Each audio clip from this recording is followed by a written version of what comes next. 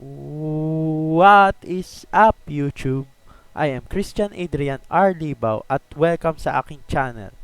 Sa video na ito, gagawin natin ang second experiment sa Power Electronics Laboratory. Ang title ng experiment na to ay ang Instantaneous Power, Energy, and Average Power using P-Spikes. Ang objectives sa experiment na to ay to simulate power electronic circuit to determine the voltages, currents, and power quantities, and to utilize the functions to measure the energy and steady state RMS current. So, let's start the experiment. So, let's start na. So, pag open ng ORCAD, ito ang sasalubong sa atin. So, press new project, then papangalan natin Experiment 2 Part 1, then create a blank project.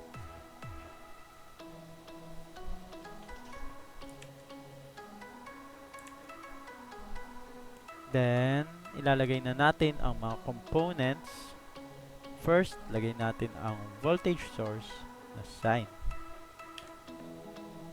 Then, next ay ang resistor.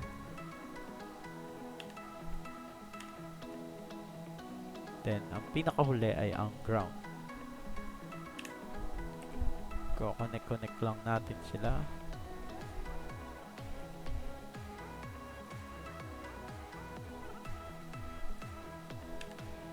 Then, add natin ang value na ang resistor ay may value na 5 ohms. Ang V off ay 0. V amplitude ay 10. Ang frequency ay 60. Then, pwede na natin i-remove ang AC. So next ay isi-simulate na natin. So press the new simulation profile, then name the simulation profile. Let's name it Experiment 2 Part 1 rin. Then create. So ito ang lalabas pag wait.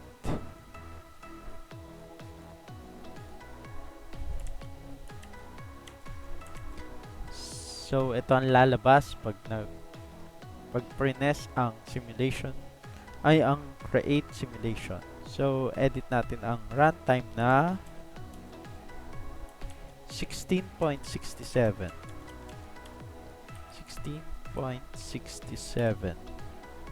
milliseconds. Yeah. Then press apply, then okay.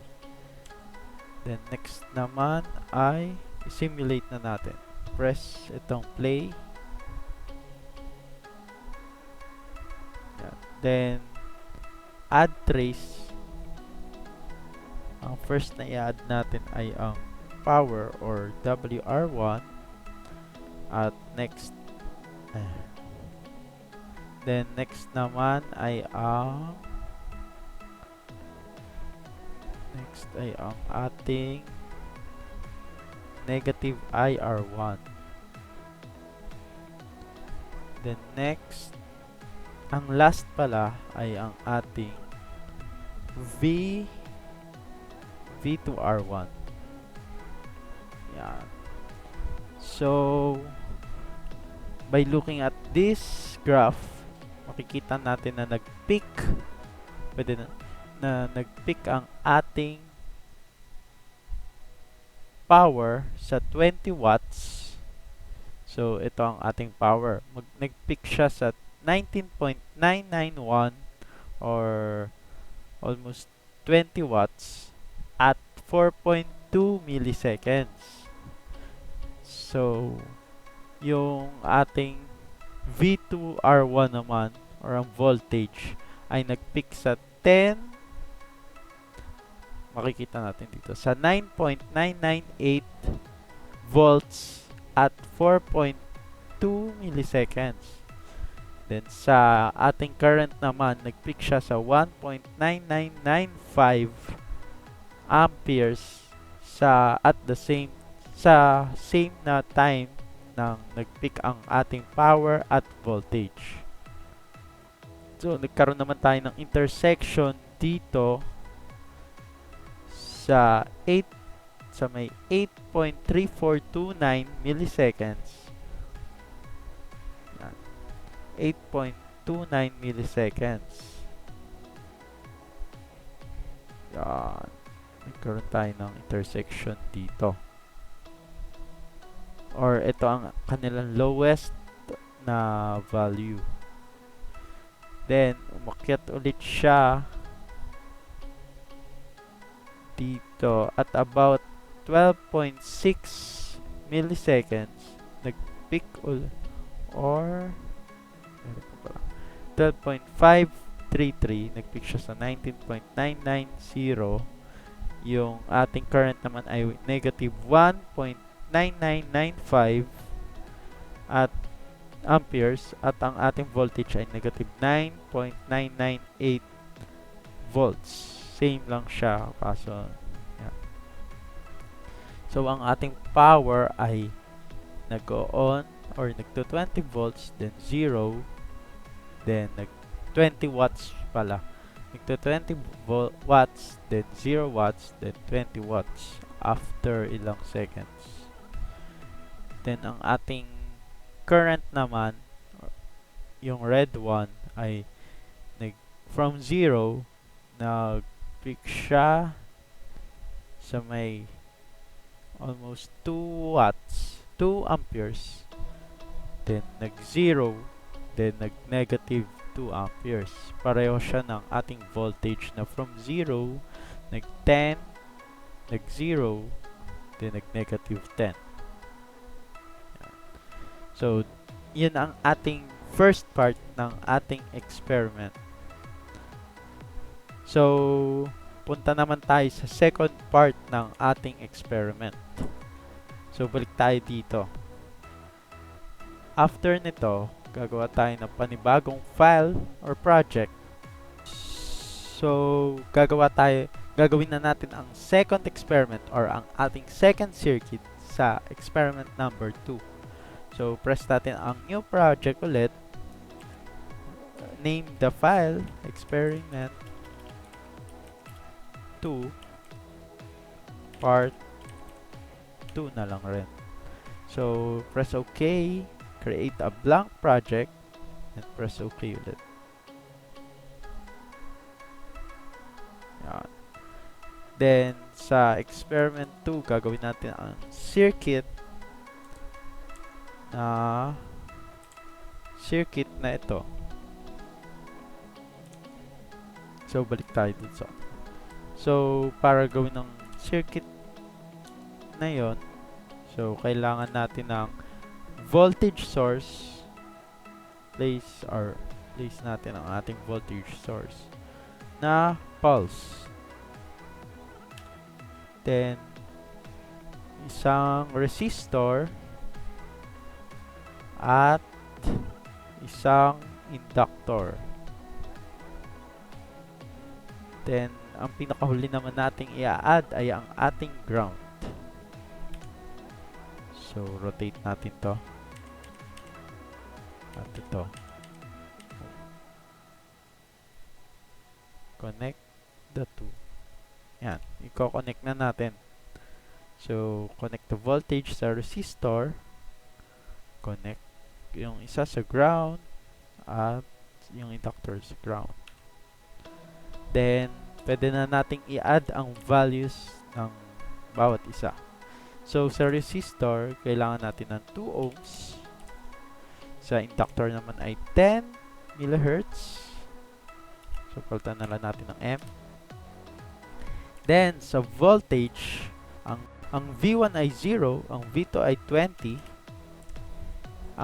ang TD ay 0, ang TRI 1 and 1 nano. At ang TFI 1 and rin 1 nano. Then, ang PWI 8M at ang PERI 20M. 20M. Yan. So, pareho lang nung kanina na press the new simulation profile. Papangalanan natin Exp.2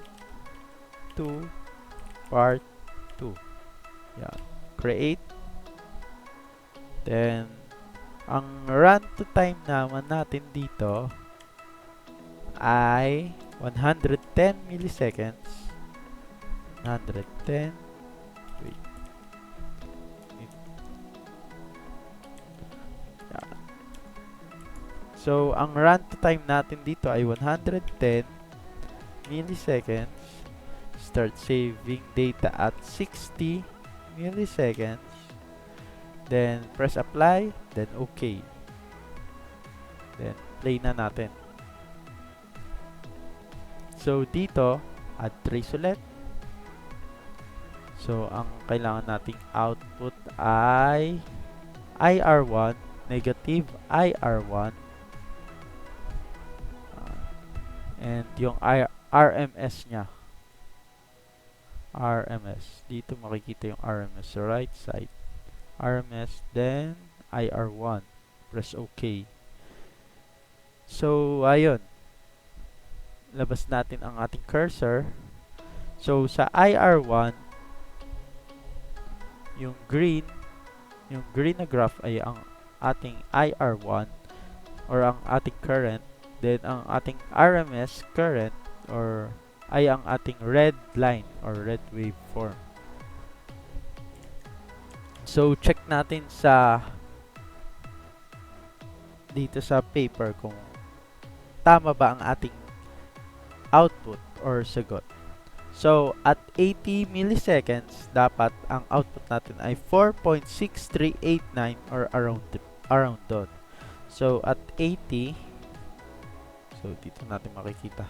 At 80 milliseconds, ang output natin sa RMS ay 4.6674 na malapit sa 4.6389. So, ito ay tama. So, sa 80 at 100, same dapat ang value ng ating RMS. So, from 80, punta tayo sa 100. So, ang 100. So, ang value ng ating RMS ay 4.6674 na kapareho ng ating value sa 80. So, in conclusion, tama ang ating graph or tama ang ating circuit. So, tapos nag-pick ang ating RMS or ang ating current pala sa 8.15 to 8. Then, ang lowest point niya ay 717.388 milliamperes. Then, nag-pick ulit siya sa may 87.98989 milliseconds na 8.1528 amperes. So, balikan ulit natin ang objectives sa experiment na ito. Ang first objective ay to simulate power electronic circuit to determine the voltages, currents, and power quantities. So, nagawa naman natin siya sa first part at the same time nagawa na rin naman natin siya sa second part or sa part 2 ng ating experiment. Na-identify natin at na-determine natin ang voltages at currents, ang mga values nila, at ang power quantities. So, ang second naman ay to utilize the functions to measure the energy and steady state RMS current. So, nagawa natin siya sa second part ng experiment na na-measure natin ang energy at ang steady state RMS current. So, ang nakuha nating value doon ay 4.17 na 4.6377 na same siya sa 80 milliseconds at 100 milliseconds. So, ayun. Sana marami kayong natutunan sa video na ito at sana nag-enjoy rin kayo. So, please press the like button sa baba at subscribe. Thank you and see you sa next experiment natin. Bye!